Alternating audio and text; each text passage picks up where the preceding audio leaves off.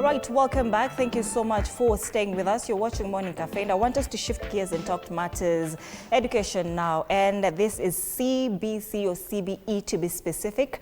The competency-based curriculum, as we all knew it before, now the competency-based education. We're talking about junior secondary school in the transition from JSS to senior school. And KJSS, in just 2 weeks, the national assessment, the exam assessment will kick off. That is from the 27th of October. In just 2 weeks' time, it will kick off. And that is a national summative assessment done at the end of junior secondary school. That is grade 9. And that is under the CBE. And we would say that this is formally a class 8, if you would want to call it that way. So my guest will be here to tell us if it's class 8 or form 1. Where do we place the KJSS if you're trying to draw comparison from the formerly 844? Now, just to give you a chronology of this CBC before we get into this conversation in depth, it started in 2019 with grade 1, 2, and 3, marking the full rollout of the 26333. And then in 2023, they reached grade 7, first ever JSS class with the CBC. And 2024, they moved to grade 8. And now in 2025, this year in October, that is 27th, in 2 weeks' time, like I'd mentioned earlier, the first grade 9 class, that is the one that will be sitting for the KJSS. Now with that, we've already set the ground for this conversation that we're having. In studio, I have John Wanyonyi, that is the head of school, Kitengela International Schools Junior School, to talk to us about the JSS exam preparedness and, of course, the transition. Good morning. Karibu sana to TV47. Good morning. Thank you. This is Morning Cafe. How are you feeling? I'm okay. Yeah. Now, I started by just giving a breakdown of the chronology from when we started the initiation. Okay, it was initiated in 2017, yes, but it officially began in 2019, just to make the public understand what this is. But do you really think that we, as Kenyans, truly understand this CBC? You know, some would say that we have no business with it, but education is really a big factor in this country. So we cannot ignore the fact that 844, everyone was accustomed to it. Now we have CBC. Do you think we are alive to the fact that CBC is here and we should also understand it just as much as we did understand 844 system? All right. Thank you. I will start by just saying that the competence-based education is basically the level where other developed countries are. Looking at the benchmark countries like Finland, it simply means that we are transitioning from knowledge-based education, which was 844, to a competency-based, which really fits well with other developed countries. Well, we might not have taken keen interest in the fact that the competence-based education is coming with a view of involving all the stakeholders. That means not only students and teachers, but also the parents, in that changing the future. As opposed to 844, the competence-based education treats every individual student as a success and doesn't only look at the books, but it takes into accountability their talents, their skills, their interests, and what they are good at. That means every student or every child has an opportunity in this curriculum to excel. That is it. All right. When you say that this is a system that first world countries have tried and it's working for them, we do have the British system as well. Yes. Then why are we not maybe benchmarking from the British system and now going the CBE way, which is more of, you know, skill-based as compared to theoretical ways? Now, when you look at the competence-based education in comparison to the British curriculum, they are more of the same. Because when you talk of now, for example, junior school is a mid school. And when you look at the age brackets, because for British curriculum, the key stage 5, that's students aged between 12 to 13 years, which is the same as the junior school. The only difference that the junior school, cutting from the ages of 12 to 14 years, is a middle school. So it's taking part of the from the former curriculum, it's taking part of the primary section and part of the secondary section. For example, the grade 9s now are preparing for the KJSS. They are supposed to have been in Form 1 now going to Form 2. So basically, this is a high school student. So when you look at the methodology and the pedagogical skills that are applied in the competence-based curriculum, are more of the same with the British curriculum. They're skill-based, learner-centered. So as opposed to the teacher pumping knowledge into the learner, the teacher participates and guides the learner to acquire knowledge on their own through research and participation. And it's the same thing with the international curriculum. And therefore, what it simply means is that we are breaking that bridge where we were going different lanes, where the British curriculum goes this lane, and then the Kenyan system goes this lane. So the competence-based education system makes sure that now we are almost at par, because most levels are following each other. The only difference is the academic years. Otherwise, at the moment, yes, we can say it's skill-based, it's practical, it's involving. All right. Yes. And now that you're talking about the transition and our preparedness for the exam and transition in itself, like I've mentioned, how prepared are we? And let's talk about, let's start with the students, because now they're the ones we're looking at. They're the very first, they're like litmus papers. They don't have people to look up to and say that, you know, we are going to do what you did, but now they're the litmus papers. Are they prepared enough for this exam? I can say they are well prepared, because as opposed to the former education system, these students have already done their assessments captured by the NEC. So they have already done 40% of their assessment. So we are moving from the summative belief, whereby you have to do the final exam at the end of the primary section. And that particular exam is just a 3-day exam, and it will determine and make a decision of your life. Now, with the competence-based education, it is actually a continuous assessment, right from grade 3, remember. They did assessments in grade 3, they have done practicals, they have acquired skills, they have also been assessed in grade 6, in grade 7, 8, and 9. So all their scores that have been administered through the school-based assessments have been captured by the NEC portal. So the final exam they are going to sit for only accounts for 60%. So that means these students have already interacted with the assessments. So whatever they are going to do is just now the final part that now will sum up to give them the final product. However, I can say being the pioneer class, for example, the grade 9s, yes, they will have some challenges because they are the ones who are the first ones actually to test the entire system. So there will be the teething problems, but in terms of preparedness, I can say yes. From where we started in 2017 up to now, we have covered a milestone, and as a country, I believe we have done much, and we are ready for the curriculum. Yes. So what are some of the challenges that you foresee these learners encountering?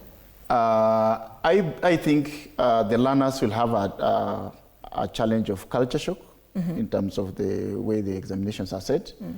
Because remember, in the previous examinations, for example, former class 8, they were only doing multiple choice questions. So, but this particular one, they are going to have a very comprehensive examinations setup, where, for example, in languages, they'll have 2 papers. That's paper 1 and paper 2. So basically, they'll have a part for multiple choices, but another part for structured questions where they're supposed just to write the way the Form 4s do.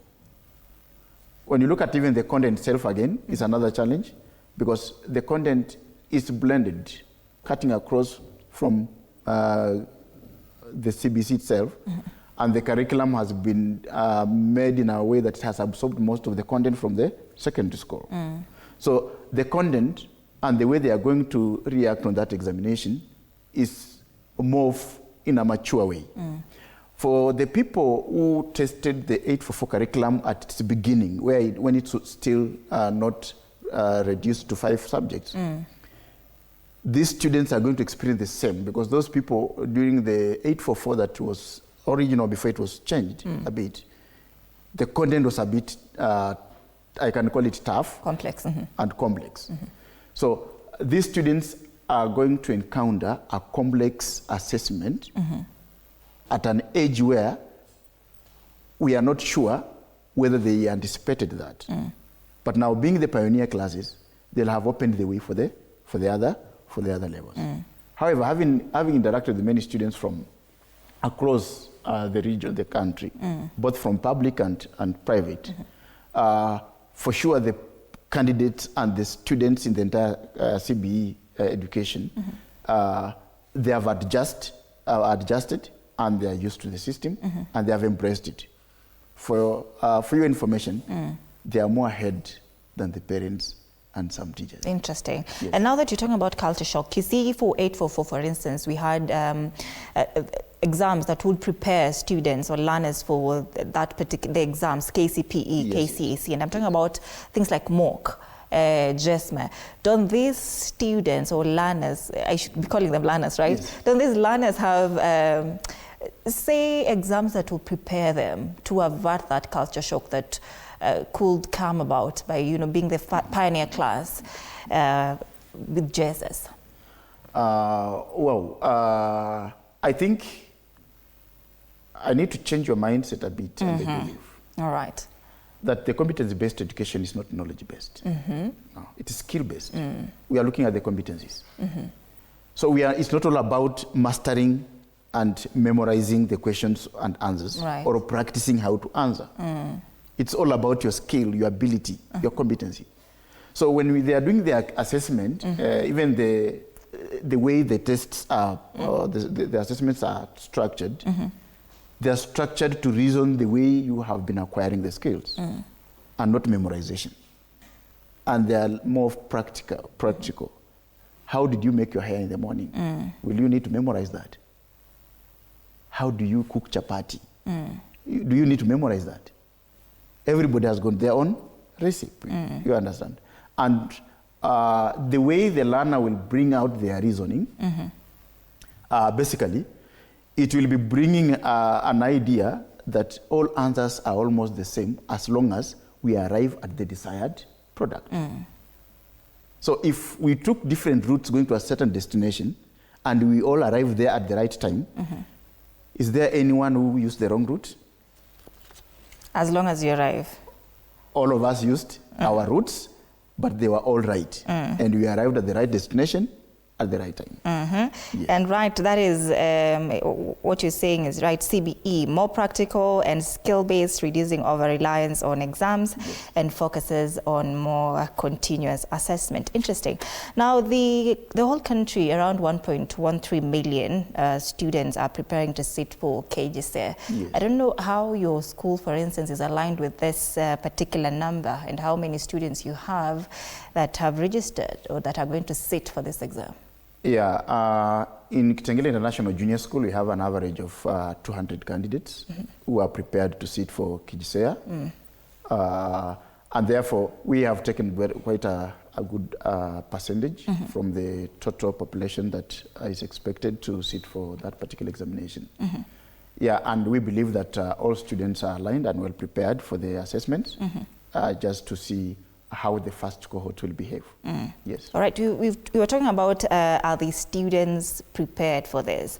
Now, are schools prepared for this particular exam? And in terms of infrastructure and even how they're going to handle, we've talked about it being skill-based, but you see the way in previous, the 844 system, how teachers were manning students during examination periods. I don't know if that is going to be there still, invigilating these exams to ensure that there's no cheating or any irregularities during these examinations. Are schools prepared for this particular exam, KGCSE?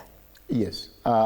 Schools are prepared because the Ministry of Education and the Kenya National Examination Council, they have taken steps to support all the institutions in terms of briefing, capacity building, just taking through the process and what is expected. And yes, as I mentioned, it's not a do or die thing. No, it's a very relaxed environment, and therefore students are, okay, for the first time they will look like a bit of panic, but not as much panic as we used to see before. Yeah, but I know there will always be proper invigilation, just to ensure that there's no any form of malpractice or any challenge where a student might not be able to finish their assessments. And therefore, we are looking at the invigilators and the teachers or the staff concerned as support, to give support to these learners, just to ensure that the entire process is smooth. And there's been a concern that you see private schools, international schools like yours, you're always speaking from a point of privilege. You're prepared, you have the laboratories, you have everything that is needed for this competency-based education. But if you're looking at the public schools, they still have a lot of challenges, including infrastructure. Some don't have enough teachers as well to just help with this curriculum as a whole. But if you're looking at this, are they prepared as well? Or will we be having students from public schools still lagging behind as private schools go far much ahead?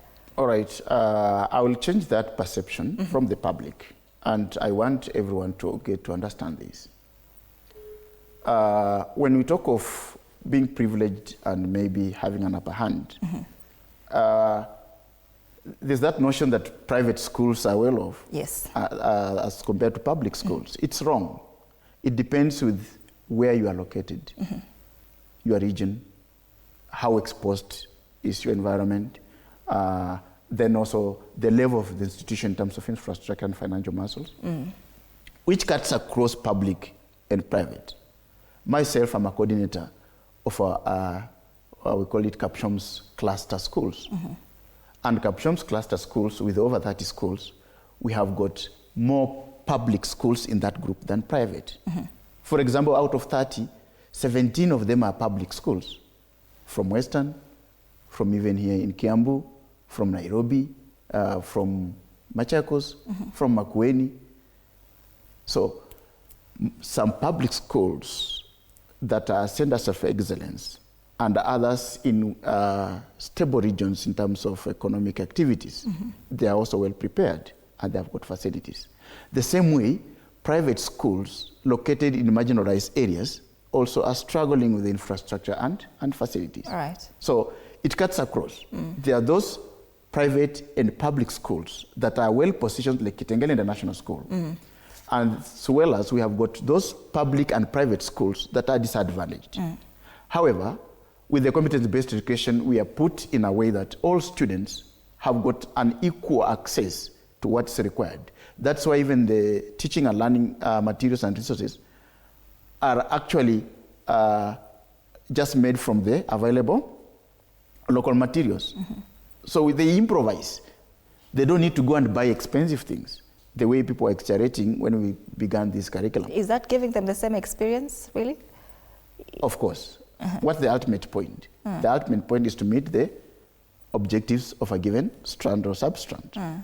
And therefore the teacher is also giving the same, the instructions. So they might not have accessed the high-end quality teaching and learning resource, but at least they will have something improvised that will impart the same knowledge and skill, and they'll be able to demonstrate and illustrate the same skill that is desired from that particular lesson. And therefore we expect that even the assessments, even from the KGC assessment, my expectation is that they are bringing the assessment areas that are cutting across all the groups, where no student will be disadvantaged. Yes. And I want to still talk about that a little bit. Who is dropping the ball? If you're talking about some will have to, mock these things that are needed for them to do this examination.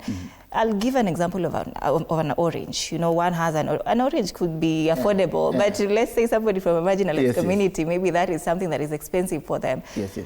There's a mock orange, and there's somebody who can actually afford an orange. Then who is dropping the ball? Why can these two learners, both of them, have the same orange that is needed for them to perform this, this exam? Yeah, as I said, the assessment will be able to cater for every student. Yes. But the reality in life, we will never be the same. So who is dropping the ball?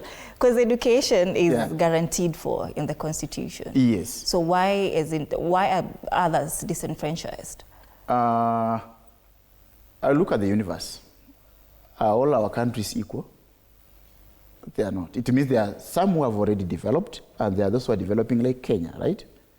So it's nature. It's nature, and we should appreciate and also help everybody to to come up. And that's why the competence-based curriculum is coming in. Because the developed countries realized that education being a very important tool in making people to come at par and almost at the same, now we bring an education system that will give even those who are marginalized and not privileged an opportunity to excel in any other area that will bring them up, and not to run away from those areas, but help those areas and those communities now to emerge. So basically, what we are saying is, as much as we might not be at the same point in terms of ability, in terms of muscles, in terms of finances, and maybe exposure, but now through the competence-based education, we can reinvent the story and make it a success throughout the regions. All right. Yes. And a lot of jitters and concerns were also there when CBC then was being rolled out, and they're saying that it was rushed or it lacked a proper framework. And if you're looking at it from where we are now, from 2017, 2019, 2023, 2024, and now 2025, are we settling now from where you sit? Or would you say there's still a storm and we are still far away from now coming to a calm? All right, I will say yes, we are coming to a calm. The main challenge at the early stages of the competence-based education was that we were not ready in terms of the prerequisite infrastructure in the primary section. Because this curriculum is more demanding at the early years and the middle school than at the higher level. And when you look at the education system entirely in our country, it is, from down here, it was assumed that it's easy. And therefore the infrastructure basically, average half of the institutions were not so advanced. So there were no even laboratories. Maybe for those who had space, had the playgrounds, but most of the schools, now there is where the private schools were hit. Most private schools had no adequate land. They had no space for sports. And it was now a big thing, and other items. So that's where the struggle began, because you see the government also did whatever it could to ensure that the infrastructure and the resources are available. But because now we were rolling it without anticipating that we were supposed to make it. And you see, I don't want to say that some people might have lagged it behind. Because before you roll out a curriculum, of course, there's a framework, there are strategies, and the experts, of course, have shared what is required. But along the way, when the funds are not adequate, you might not be able to facilitate it and avail the same to schools. But now, at this level where we have covered the junior school, in Kenya, secondary schools, which are now becoming senior schools, are well equipped across the country. And most of them have got infrastructure. And that's why the senior schools now, in public, are better off by far by private. We have got very few private secondary schools that are matching or competing the public. This is in terms of infrastructure? In terms of infrastructure. Even in terms of manpower, because they were fully equipped. So when we are moving to senior school, I believe that it will be a smooth ride for the government and for the country, because already the infrastructure is there. So the only thing they will need to reinvent, and maybe whatever, they have already started doing that, is now to retool the teacher, because the teacher is used to 844, and they still have like 2 levels of 844 to go. So there'll be a bit of mix-up and rigidity in terms of being flexible to accept the methodology for actually doing the CBE in a senior school. However, yes, I can say we are out of the bush. Yes. All right, and we'll be getting into the what you were talking about in details. That is the transition later on. But you mentioned something about retooling of these senior school teachers to match what is required of them. Are they being retooled enough to match these pedagogical skills, really? Or and you've mentioned something about rigidity, but is there effort to retool them, to make them understand what is required of them? Yes, there's much effort that has been put in by the government, and I must appreciate the Ministry of Education and the KICD in collaboration with the Teacher Service Commission, because they have not discriminated the private schools. So as Kitengela National School, I must pass my regards and appreciation, because all the trainings and capacity building schedules, they have involved, and they have also invited private schools to be retooled. So the senior schools, teachers, the retooling started way back last year, and it has been continuous. So the comprehensive retooling schedule ran over July and August holiday, where all the senior school teachers were taken through the competency-based education, not only the pedagogical skills, but the entire curriculum as expected. Also remember, the curriculum designs and the teaching and learning materials have been prepared by these teachers. So there were those groups of teachers that had already been taken through capacity building, training, and retooling. And through the expertise, they were able now to come up with the curriculum designs, textbooks, and other materials. These are the teachers who are still in these schools.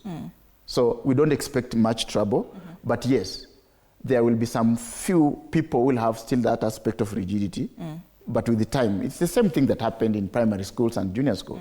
With the time, they'll be able to catch up. All right. And we were talking about it's quite easier for, you know, public schools now, the senior schools with this transition.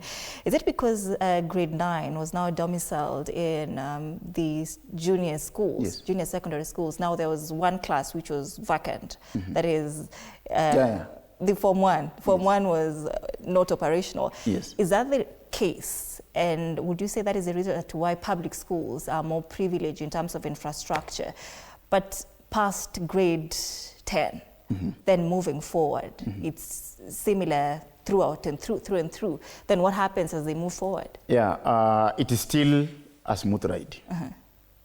Currently, when you look at 844, they were having 4 levels at senior school, right? Yes. With the CBE, they have 3 levels. So as we speak, by January next year, they'll be having grade 10 occupying classes for Form 1 and Form 4, because they will only have Form 3 and 4. So they have got 2 levels gap, which will continue being like that until the entire senior school is complete. So from 4 levels, Form 1, Form 2, Form 3, and Form 4, now they'll only have grade 10, 11, and 12. So they still have space. They still have the capacity. As I said, the only task is to retool the teachers and just to provide now the competence-based materials in terms of teaching and learning. Yes. All right. We were talking about some of the challenges that these students may face, and you mentioned something about culture shock. But now, what are the gaps that still exist in the implementation of the competency-based education, and what possible recommendations would you give to bridge that gap? All right. Thank you for that question. The first discussion that is going on, I hope you have been following, is the management of the junior school level.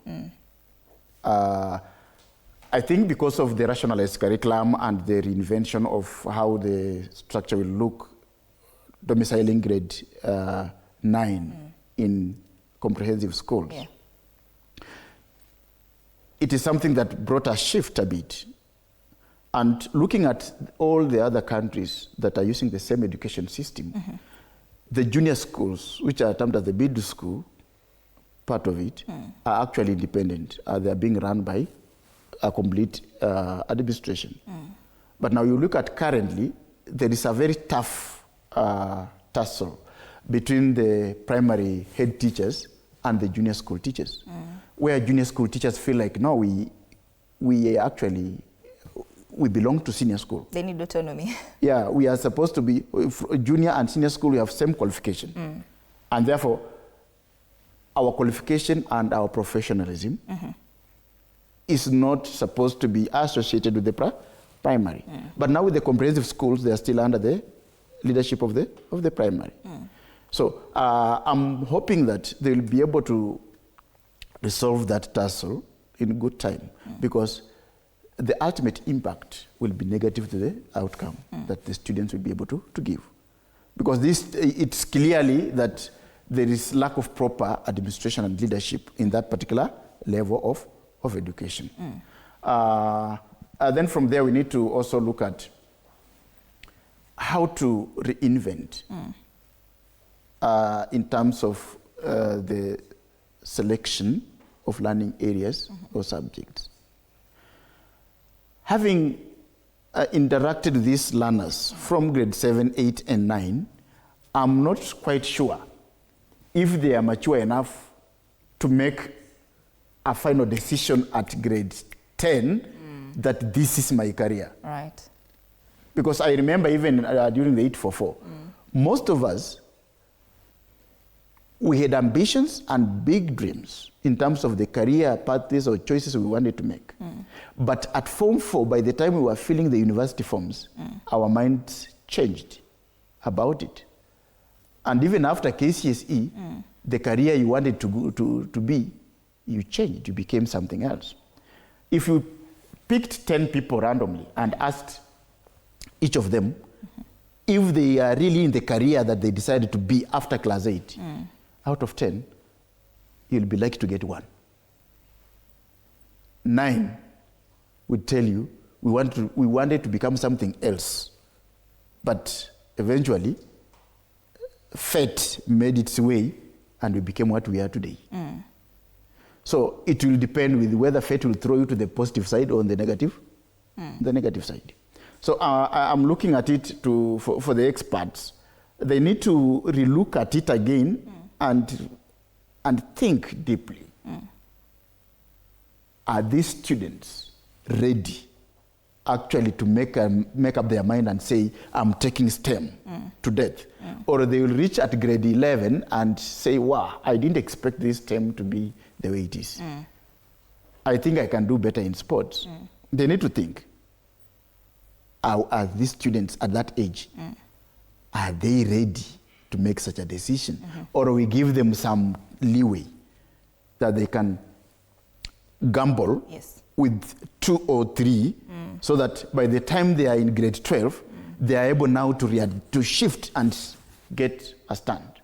Because at the moment, from the selection of the learning areas, as they go to grade 10, it might be very difficult for you to turn around and say, I want something else. Yes. It will be too late. And I want you to break it down for us before we get into details of this pathways. Yes. Break down the pathways for us. There's the double pathways, there's triple pathways. Yes. How do they work? Now, when we talk of double pathways, for example, a school might decide to go with STEM pathway. STEM pathway simply means the sciences, a bit of engineering, and mathematics. Technology as well. And also technology. So what determines whether a school can offer STEM pathway sufficiently or not is the infrastructure. That's well-equipped laboratories to enable these students to go through the teaching and learning. Do they now, after that, do they have now the qualified teachers for the same? Now, if they have got infrastructure sufficient to offer STEM, and maybe they have another one that can offer, for example, now social sciences and humanities. Yes. The social sciences and humanities only require classrooms. So definitely all schools are able to offer, because the basic need or a basic resource in a school setup is a classroom, and a standard classroom. When you look at the compulsory areas, we have got English and Kiswahili. Those are languages that are compulsory. English itself falls under social sciences. So already all the senior schools will offer the social sciences. So the schools will now check whether they are able to do STEM or sports science. But the sports science will now require a big playground and, of course, sports and games equipment and all that. So when you talk of triple pathway, it means a school is offering all the 3 pathways. That's the STEM, social sciences and humanities, then arts and sports science. But now, if they don't have capacity to offer, for example, arts and sports science, they not only offer STEM, and social sciences and humanities. Yes. Now that you're talking about challenges that some of these learners might face, they're still too young to decide on their career path. Are these selection pathways cast on stones? And we're talking about, say, they've chosen STEM, that is science, technology, engineering, and mathematics, and say with social sciences, but they reach a point and they say, you know, I'm not comfortable with STEM. I want to shift to social sciences, or I want to shift to arts and sports. How is that possible practically? Or this is cast in stones once you decide on STEM on grade 10, then that's it? It is a challenge because from the current selection criteria, apart from the compulsory learning areas, and the compulsory learning areas, I've said, are English, Kiswahili, of course, community service learning, yes, physical education, and now we have got mathematics. Many people have not internalized that now mathematics is back as compulsory. Only that there are now two mathematics. We have got the mathematics for the scientists who are taking STEM. That's a bit complex. But we have got mathematics for everybody, which is a bit basic. So apart from those ones, they only have 3 electives. They only, for example, if you are taking STEM, you can take 2 sciences and maybe with 1 art. Yes. So, and this curriculum is so complex and the content is a bit complex. If you run with these 3 electives for a whole year, then you want now to jump and take another one that you have not been studying for the last 1 year. And you are left with only 2 years in that level. How will you manage that? It's not possible. It's not humanly possible. Because you can't compress a 3 years content in 2 years and perform. Then you'll have also wasted a lot of time and your energy. So by now, as they sit for the KJSS, have they already decided or made the selection in regards to, I love to call it SAS, the STEM, social sciences, and arts and sports? Yes. Have they already made the selection? Yeah, we made the selection because this time around, when you are selecting the schools pathways, they are aligned to schools. So now you look for a school that is offering those pathways and those learning areas you have picked. So they are tied. The subjects you have chosen are tied to the school you have selected. Yes. Are parents really aware of what this brings to them? Because, you know, with the 844 system, for instance, you would hear parents calling, you know, somebody who know who, get me a chance at Alliance High School, for example, or get me a chance at this and this school. Is that how it works with the CBE as well, this transition, or are they aware that, you know, maybe things are different this time around? I'm not quite sure, but I know quite a number could be aware because we have been taking the parents through different sessions. For example, at Kitengela National School, we involved parents in making those choices and selections. Something they might not be aware is whether they still have an opportunity to call whoever they know to give them a chance in a certain school. For example, if your son picked aviation and you want them to go to Nairobi school, then the aviation is not there. What will you do? You will have nothing to do. And again, this time round with the selection, there's no possibility of trying to manipulate or look for that, because the system is put in a way now that for you to choose which school to go, you must first of all confirm whether it is offering those subjects. And remember, these students already made their decision in collaboration with their parents and teachers that these are the subjects they are undertaking. And those subjects are only available in this particular school. And you can't take option 1 choices and option 2 choices in the same school. There must be different schools. So they're a bit complex this time around. So it's not really easy to call somebody you know to get you a spot in a certain school that you want for your child. Not easy. All right.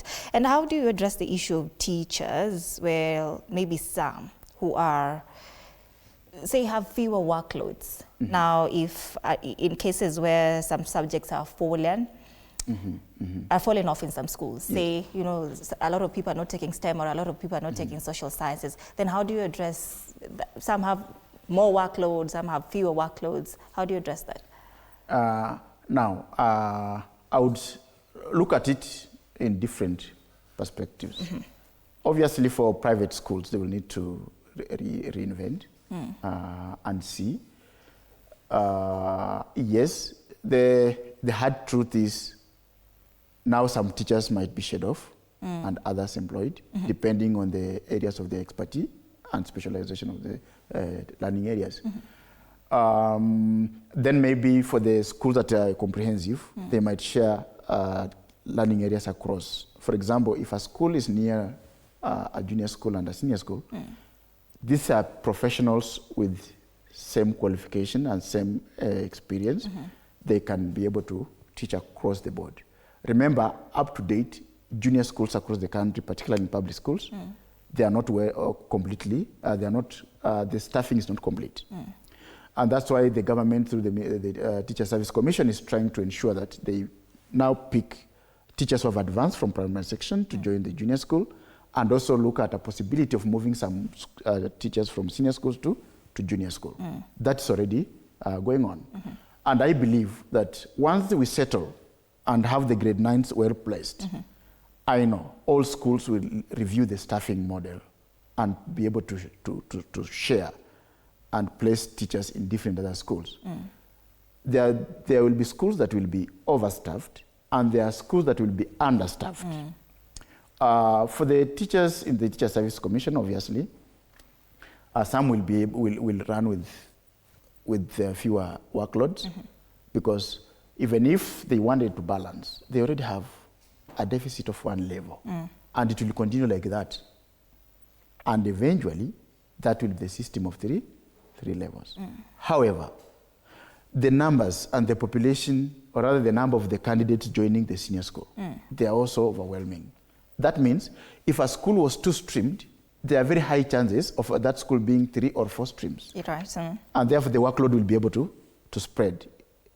So in most cases, the number of streams in senior school will increase.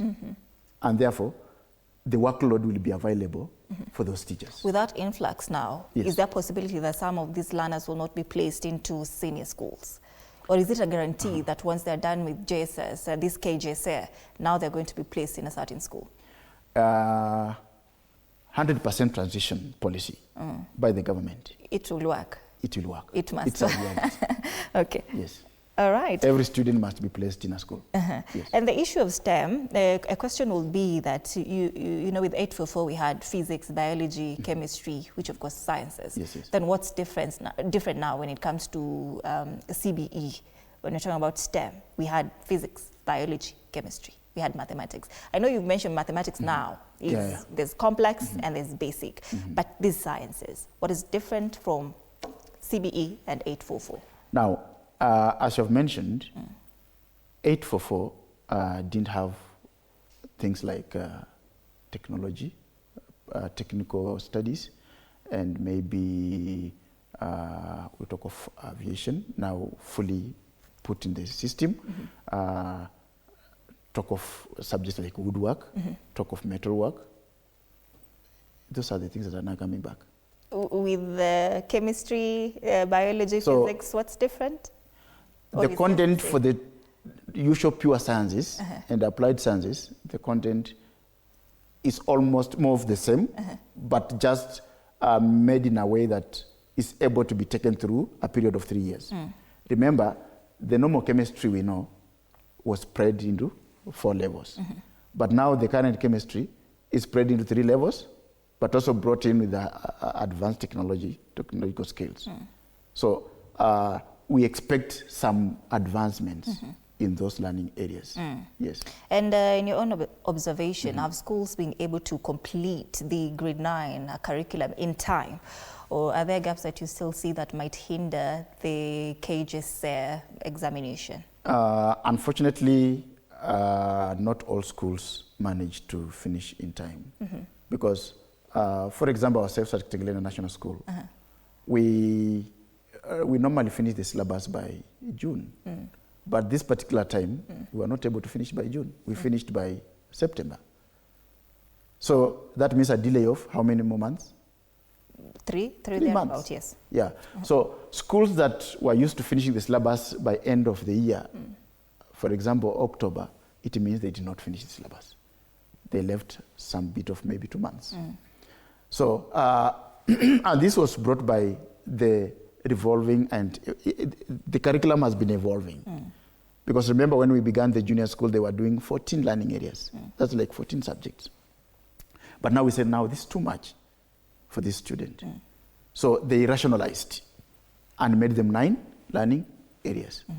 So with these reinventions and evolving, we look at it as it now. We have been retooling teachers also in the course of the changes. That means the pace at which the syllabus was being covered was not as fast as we used to be. Of course, when you are going to a new place, just like myself when I was coming here for the first time, I was not so sure at what time I should start and at what time I will anticipate to arrive. And when I joined the Kiambu Road, I got stuck here there for like one hour. So it's the same way when you are starting a new system.